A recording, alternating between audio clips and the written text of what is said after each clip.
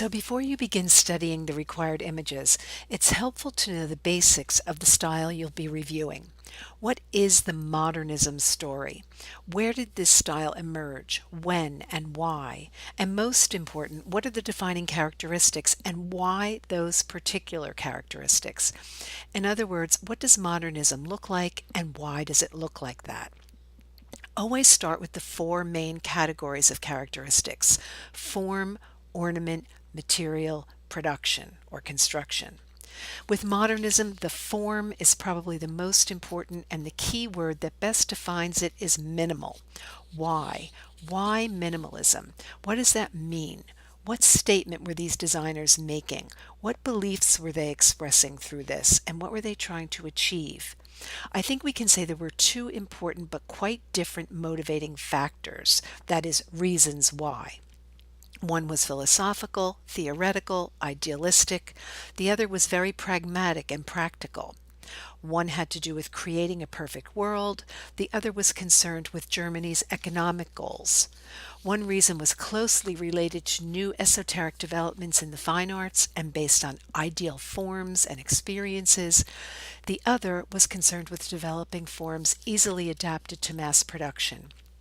I'm just touching upon the answer here, so be sure you understand what I'm referring to in the pairs I just mentioned above. The other three characteristics, ornament, material, and production, fall into place around the fundamental one that is form. And all other questions about the style will be easier to answer if you understand the basics of the defining characteristics and their cause. In terms of ornament, what did the modernists believe about ornament? When you look at one of these objects, ask yourself if there is any kind of ornament. If not, why not? If so, what is it? What's causing it? What's creating a sense of ornament? And how does that relate to the philosophy behind this style? In terms of materials, the modernists made some important statements through materials. Early on, they used wood. Why? Later on, they preferred new kinds of industrial materials. What were they saying through their choice of material? The role of production has already been touched upon in terms of form and materials. The issue of machine production is one that design reformers had been struggling with for decades. With modernism, it was about to be resolved once and for all, although reluctantly at first. What was the modernist attitude about the machine in the beginning, and why was that? Why did they start out by looking backward again? And to whom and what were they looking?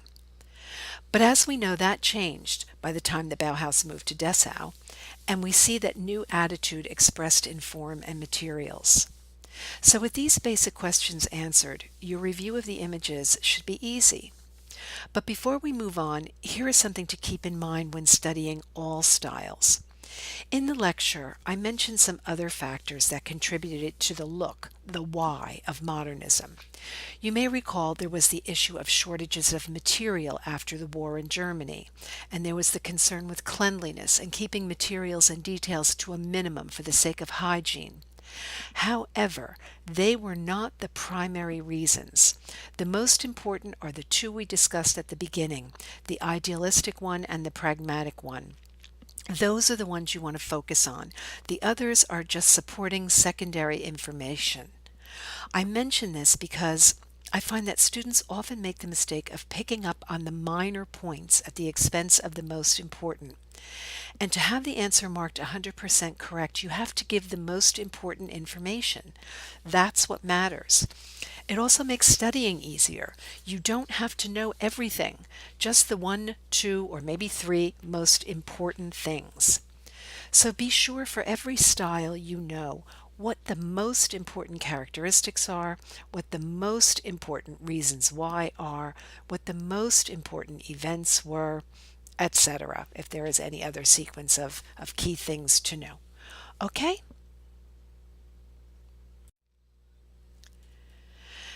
So this table is from the early years of the Bauhaus, and we know this because the characteristics tell us so. First, how do the characteristics reflect modernist beliefs overall? Then, how do they express this time period in particular? What about the form and materials is evidence of that?